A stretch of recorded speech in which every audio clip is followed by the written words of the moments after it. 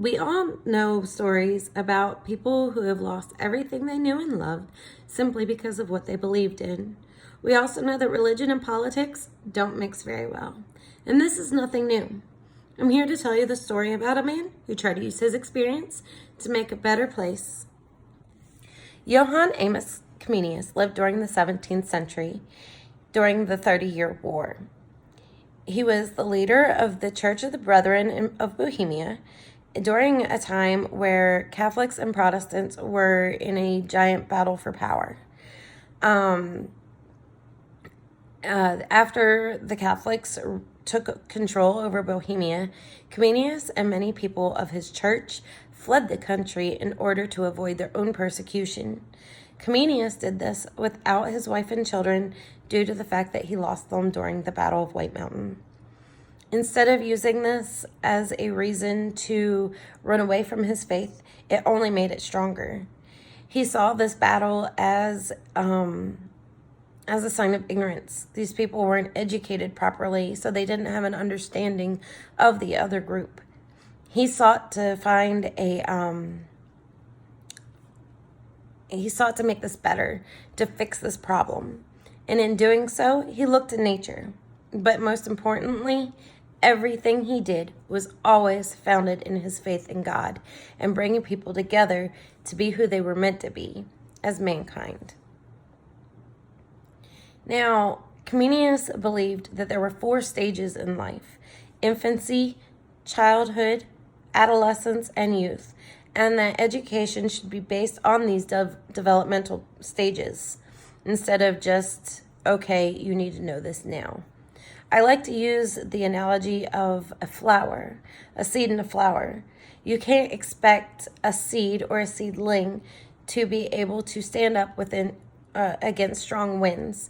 You have to let it grow at its own course, and one day it'll have strong roots, and its stem will be strong and support it during even the hardest of times. Military children are often compared to dandelions because of this. Now, something that Comenius, one of the biggest things that Comenius did was said, children should not be, scrutinized, and they shouldn't have to deal with corporal punishment. They need to be nurtured and they need to be loved. And so he did away with corporal punishment in his schools. He also believed that recitation, I'm sorry, I have the hardest time with that word, was a waste of instructional time, and it was monotonous. So he said, why don't we put these kids in groups and they can all work on the same assignment together and learn at the same pace. But again, he believed that these groups needed to be based on the developmental stage that the student was in. He also he designed schools all the way from, for ages 6 all the way up past high school into the college years. And the college years were where the real meat and potatoes were. Through the developmental stages, children were learned basics and they were learned at their own pace. They were taught at their own pace. But he wrote a book, and I'm going to read this off the screen, and I'm going to try to pronounce it, but Orbis Sensualium Pictus. It was a picture book, and I think this is brilliant, because what it was there was a word in Latin, along with a picture, and then the word in the student's home language.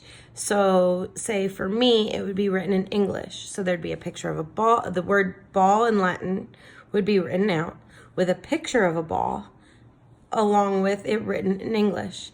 And if you think about it in this way, a student is learning 3 different things at the same time. So they're learning how to connect, they're learning how to make these connections, and they're developing at their own pace. Now, something I really, really would like to stress is Comenius's love of God.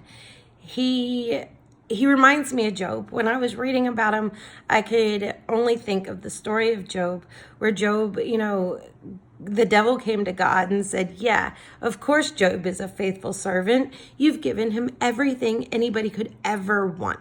Look, he's got all of this land and all of these animals, and he's got this perfect family. But I bet if you were to take everything away from him, he wouldn't be this faithful servant of yours that you claim he is. It's just because of what you've given him. And God said, you know what? Do to Job as you will, but don't cause him any physical harm. So one by one, Satan just took from Job, and Job grew weary. He did. He was like, God, why? Why is this happening to me? I don't understand. I've loved you all my life, and you've given me all of this stuff. But along with those questions, he also said, but you know what? I started with nothing. You've given me everything I've had, and I will continue to praise you through this, because I know that when I leave this earth, I can't take this stuff, and I only have it because you've given it to me. And that's what Comenius put in his design of education. And I love that feeling, because even in the world where we can't, we can't walk into a public school and teach our students these lessons, that we can show them. We as Christians and we as educators can show our children that, you know what? We all start with nothing.